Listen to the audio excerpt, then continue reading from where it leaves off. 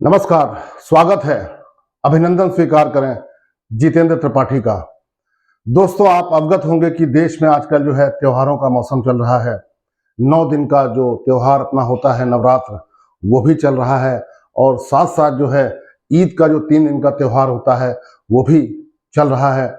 सभी को नवरात्र की शुभकामनाएं और ईद की मुबारकबाद।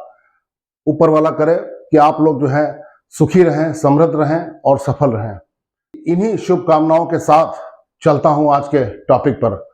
दोस्तों, नवरात्र का जो समय है, इसका जो परिणति होगी वो 17 तारीख को होगी, जब रामनवमी होगी। और ऐसा मानना है हम लोग का कि उस दिन भगवान राम का जन्मदिन होता है।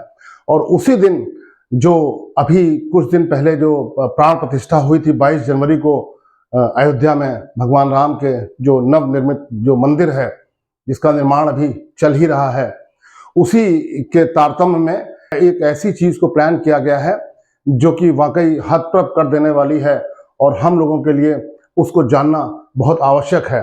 दोस्तों, 17 अप्रैल को रामनवमी के दिन कुछ ऐसा प्लान किया है बहुत सारे लोगों की टीम ने मिलके, जो मैं अभी आपको बताऊंगा कि उस दिन जो सूर्य की किरणें हैं वो ऐसे घुमा के लाई जाएंगी कि वो सीधे सीधे लगभग दोपहर के 12 बजे भगवान राम के मस्तिष्क पर वो पड़ेंगी और इस तरह से भगवान राम का जो है सूर्य तिलक होगा। तो आइए इसी पे चर्चा करते हैं और आपको बताते हैं इसके बारे में।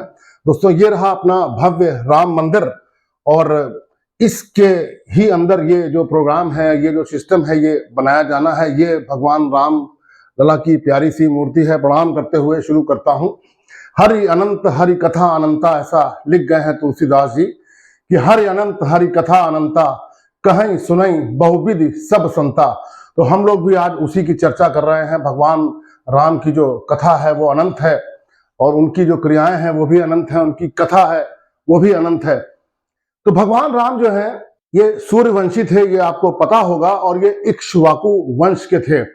और जो इक्ष्वाकु थे वो सूर्य के जो पुत्र थे वैवस्वत मनु, उनके पुत्र थे इक्ष्वाकु। और इसी इक्ष्वाकु वंश की वंशावली में बहुत सारे राजा हुए हैं।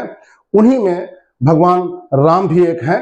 इनके पिता तो थे ही थे और उनके ऊपर जो है और बहुत पहले भागीरथ जी भी इसी में थे, राजा दिलीप इसी में थे। तो इस तरह की इनकी वंशावली है वो आपको मिल जाएगी। लेकिन आज जो बात करनी है वो ये है कि किस तरह से वो सूर्य की किरणें जो हैं वो शिखर जो मंदिर का है वहां से कोई ऐसा अरेंजमेंट किया जाएगा, ऐसा सिस्टम बनाया जाएगा कि वहां से सूर्य की किरणों का परावर्तन या यूं कहें कि रिफ्लेक्शन करते हुए कई कई मार्गों से उसको लाया जाएगा और सीधे वो भगवान राम के मस्तिष्क पर वो सूर्य की किरणें पड़ेंगी। तो कितना अलौकिक दृश्य होगा।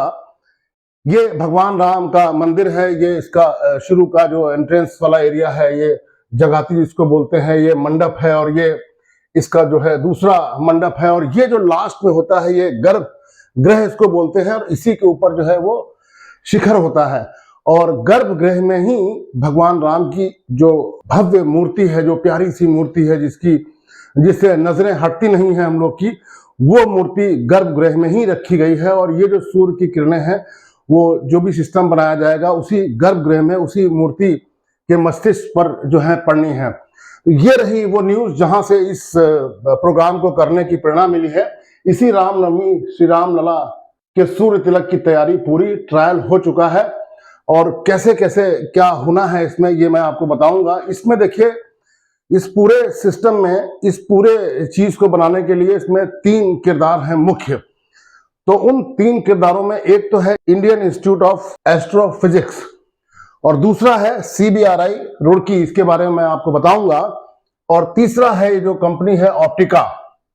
इन तीनों ने मिलकर इस सिस्टम को बनाया है। इनमें इनका अलग अलग किरदार है। इसमें जो इंडियन इंस्टीट्यूट ऑफ एस्ट्रोफिजिक्स है, इन्होंने सूर्य के जो उसका पाथ है, जो उसका मार्ग है, उसको स्टडी किया और उसका जो भी इनपुट था, कैसे उसकी पोजिशनिंग होती है और किस मार्ग से कितनी उसकी ऊंचाई होती है और कैसे उसकी स्थिति होती है विभिन्न मौसमों में और विभिन्न सालों में, ये इन्होंने स्टडी करके इनपुट जो है वो दिया है। और जो CBRI है, इसको बोलते हैं सेंट्रल बिल्डिंग रिसर्च इंस्टीट्यूट, ये दोनों देश के बहुत ही प्रतिष्ठित और जाने माने जो है साइंटिफिक संस्थान है। इन्होंने इस पूरे सिस्टम को वर्कआउट किया है। जब इन्होंने अपना डेटा जो बेसिक काम करके इनको दिया, तो CBRI रुड़की ने इस पूरे सिस्टम को बनाया है कि कैसे सूर्य की जो लाइट है उसको एब्जॉर्ब करेंगे और कैसे उसको रिफ्लेक्ट कराएंगे, फिर उसको कहाँ भेजेंगे, कैसे लेंस से उसको ले जाएंगे, वो सब मैं अभी आपको बताऊंगा। और ये जो कंपनी है जो ऑप्टिका, इन्होंने जो है इस पूरे सिस्टम को मैन्युफैक्चर किया है और इस पूरे सिस्टम की जो कॉस्ट आई है वो 84 लाख रुपए आई है। और अब मैं आपको बताता हूं किस तरह से ये सूर्य का जो किरणें हैं वो किस तरह से भगवान राम के जो माथे पर पहुंचेंगी और किस तरह से वो अलौकिक दृश्य जो है वो उत्पन्न होगा, क्रिएट होगा। राम लला के मस्तिष्क तक ऐसे पहुंचेंगी किरणें कि देखिए, ये तो जो रहा सूर्य और इसके जो मंदिर है उसके शिखर पर एक ये रिफ्लेक्टर लगा होगा। सूर्य से लाइट की किरणें जब आएंगी इस रिफ्लेक्टर पर पड़ेंगी, वो किरणें ऐसे किरण पड़ेगी और यूं रिफ्लेक्ट हो जाएगी, ये सीधी सीधी आएगी। और यहाँ पे एक मिरर लगा होगा, ऐसे एक मिरर लगा होगा, ये लाइट यहाँ पड़ी और इस मिरर जो है, इस मिरर के थ्रू फिर दोबारा रिफ्लेक्शन होगा और इस लाइट को नीचे जो है फेंक दिया जाएगा। और यहाँ पे फिर एक मिरर इस एंगल पे लगा होगा, तो ये लाइट यहाँ आएगी, इधर से लाइट इधर की ओर फेंक दी जाएगी या रिफ्लेक्ट कर दी जाएगी।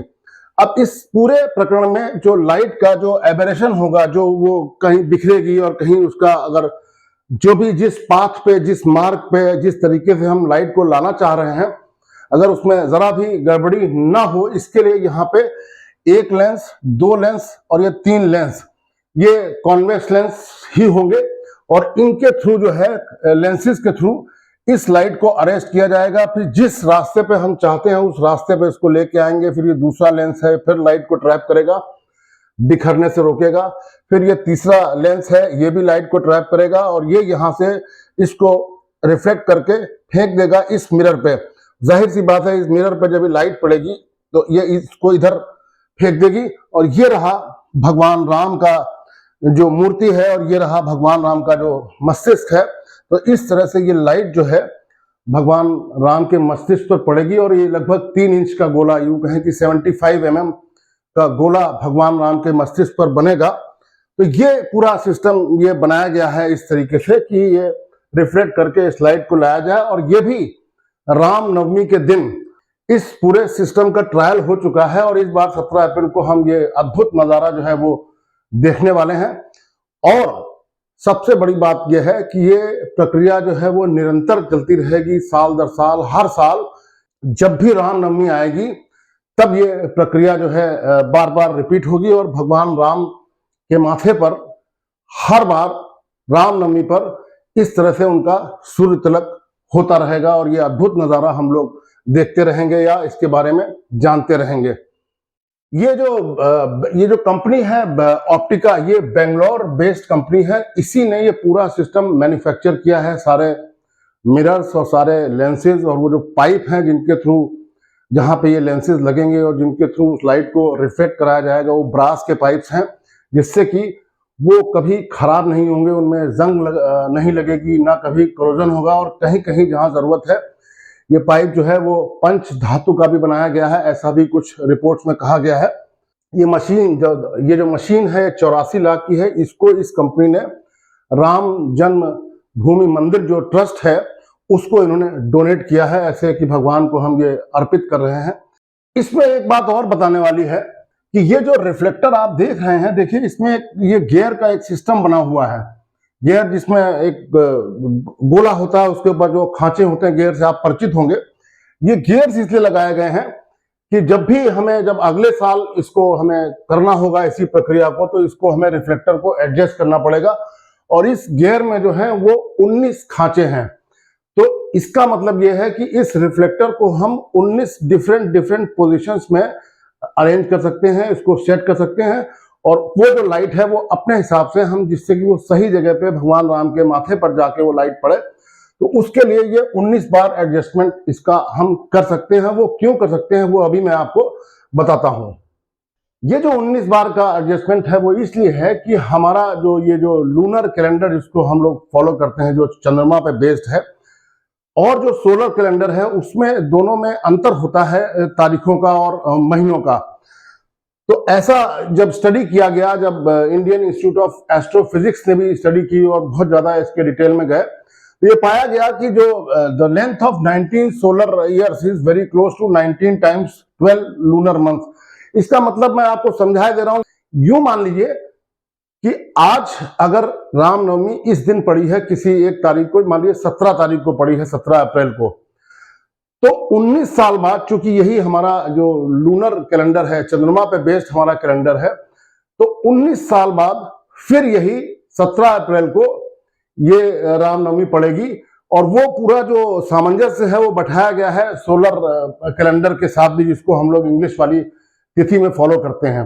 तो इसका मतलब ये हुआ कि आज अगर 17 तारीख को 17 अप्रैल को रामनवमी पड़ रही है, तो अगले साल उसकी डेट बदल जाएगी।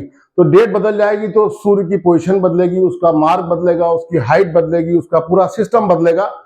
तो चूंकि वो बदल चुका होगा अगले साल और फिर अगले साल और फिर अगले साल और फिर अगले साल, इस तरीके से वो 18 बार बदलेगा और 19वीं बार फिर जो है 17 अप्रैल को ही ये रामनवमी पड़ेगी। तो इसका मतलब ये हुआ कि जैसे जैसे साल बीतेंगे वैसे वैसे सूर्य की जो ऊपर आकाश में जो पोजीशन है उसकी, वो थोड़ी थोड़ी बदलेगी। उसका जो मार्ग है, उसका जो रूट है, उसका जो पाथ है, वो भी थोड़ा थोड़ा बदलेगा। तो हमें ये जो रिफ्लेक्टर है, जो सन की लाइट अपने ऊपर लेके रिफ्लेक्ट करता है आगे, उसकी पोजीशन को, उसके एंगल को बदलना पड़ेगा। तो इसीलिए वो जो 19 गियर्स का जो वहां बॉक्स लगा हुआ है, जो रिफ्लेक्टर लगा हुआ है कि 19 अलग अलग पोजीशन में हम उसको एडजस्ट कर सकते हैं, वो इसीलिए है कि 19 साल के बाद ये चीज रिपीट होती है। तो 19 खांचे अगर उसमें होंगे तो हमारा काम चल जाएगा। कभी भी ऐसा नहीं होगा कि वो भगवान राम के माथे पर जो सूर्य तिलक है वो ना हो पाए। और यही जो 19 पोजीशंस हैं, उसी का the elevation angles of the sun at local noon on these 19 positions was provided by the Indian Institute of astrophysics.